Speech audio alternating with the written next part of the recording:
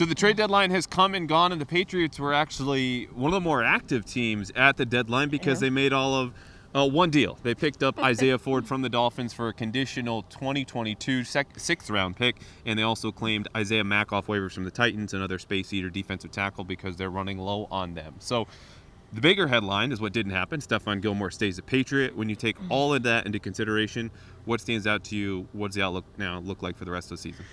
Well, it seems to me that the Patriots haven't totally cashed their chips in on the year. They would have been a little more proactive in selling off some people, Gilmore included. But I was told nothing was really all that close, and Bill Belichick didn't even acknowledge them entertaining offers. But I'm sure they did their due diligence. I'm sure that they looked to see what they might get for return on their best player and best asset, and it probably just didn't come anywhere near close to what they were looking for. So Gilmore remains for now, and they added some depth in areas where they could really use depth, wide receiver and the defensive front.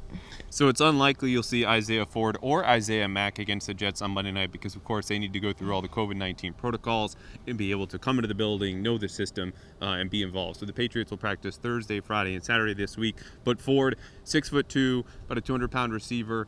He plays in the style of a Jacoby Myers. Looking at his film of the Dolphins, this year and last, he reminds you that he plays in the slot. He's quicker than you would expect for that height. And the last time he was here, he had a career day, 7 catches when the Dolphins beat the Patriots in last year's regular season finale, held to 2. The last time he was here, he had 2 in the opener. But before that, I think obviously he made an impression on the Patriots in the games they played against them. He did for sure, and I've been told from people who've watched him quite a bit with the Dolphins, along with some Dolphins reporters, that he's like the prototypical Patriot. Kind of an overachieving type. He will make plays. He will be a positive addition.